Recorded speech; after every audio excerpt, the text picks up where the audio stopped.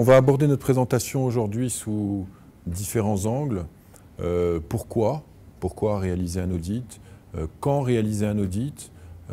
Comment le faire? Donc un aspect bien pratique. Et puis la question évidemment que tout le monde se pose, combien ça coûte? Bien sûr. Quand on aborde le thème de l'audit des systèmes d'information, on a tout de suite à l'idée quelques questions absolument évidentes qui tombent et qui peuvent faire peur. Pourquoi dois-je faire un audit ou pourquoi dois-je faire appel à des auditeurs externes? Vous avez tous des responsabilités en tant que directeur des systèmes d'information, responsable de votre département, de l'exploitation des études ou je ne sais quoi. Vous avez bien sûr vos équipes, vous avez vos projets, vous avez votre façon de fonctionner, vous avez vos certitudes. Et à ce moment-là, pourquoi je pourrais avoir à faire appel à quelqu'un de l'extérieur? Non pas que j'ai la science infuse, mais enfin, je suis quand même... ça peut paraître un petit peu vexant, entre guillemets, de faire appel à quelqu'un de l'extérieur. Bien sûr, qu'est-ce que vont en penser mes collaborateurs? Après tout, c'est moi le chef. Je fais venir quelqu'un de l'extérieur. Est-ce que ça veut leur montrer que je ne suis pas tout à fait sûr de mon sujet? Bon, c'est une question légitime qu'on peut entendre. Comment ça va se passer, évidemment? Alors, on a une image traditionnelle de l'auditeur qui arrive en costume noir, chemise blanche, lunettes noires, des cartes de visite de sociétés dont je tairai le nom. Et puis ils arrivent avec... il y a une armée de consultants qui arrivent, il y a plein de jeunes, ils ne sauront rien du tout. Il y a un senior, un partenaire, un truc, qui sont là pour facturer d'un grand nombre de jours. Et mon Dieu, comment ce système, comment ça va pouvoir s'insérer, comment ça va pouvoir s'insérer dans mon agenda? Et puis évidemment, tous ces gens-là, oh là là, mon Dieu, ça va être cher. Aujourd'hui, par cette présentation ce matin, on voudrait vous démontrer comment, en 5 contextes et en 5 étapes, on arrive à monter un audit des systèmes d'information en 5 jours. Vous avez vu dans l'invitation le mot récurrent. Pourquoi faire un audit récurrent? Après tout, j'ai besoin d'avoir une situation à un instant T, mais c'est peut-être intéressant et c'est indispensable de fréquemment vérifier l'état de son système d'information. On peut ça s'apparente un petit peu au contrôle technique. Et puis, le contrôle technique, vous savez, c'est tous les 2 ans. Il faut faire ça de façon régulière.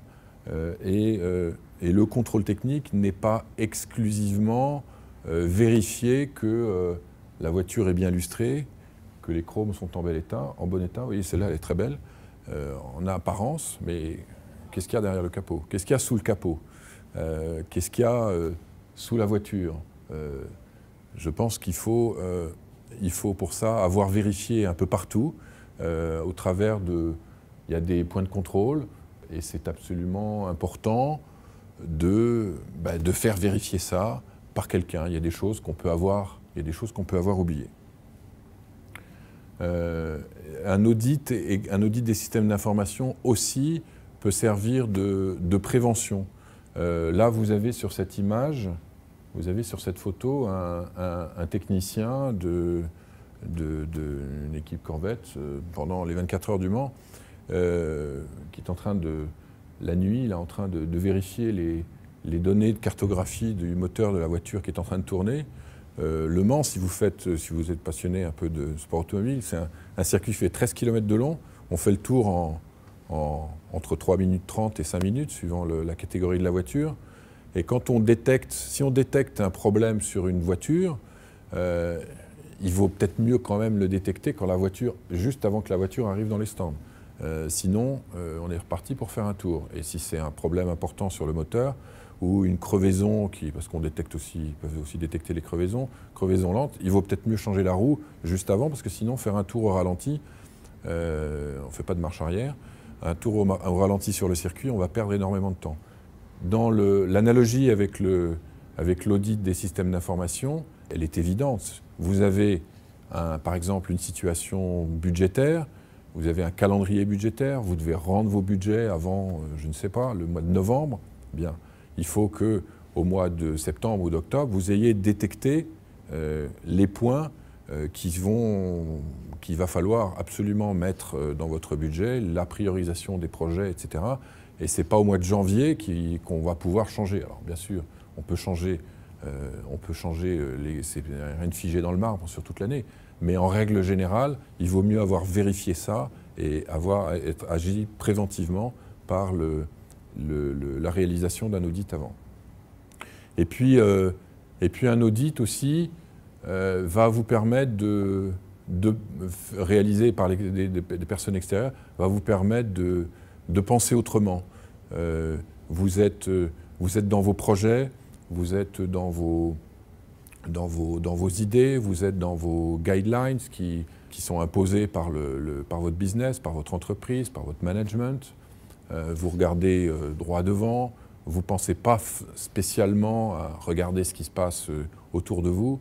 Et l'apport d'un consultant extérieur va vous permettre de penser différemment, de penser think outside the box et puis d'apporter un regard neuf à l'exécution de la gouvernance de votre département.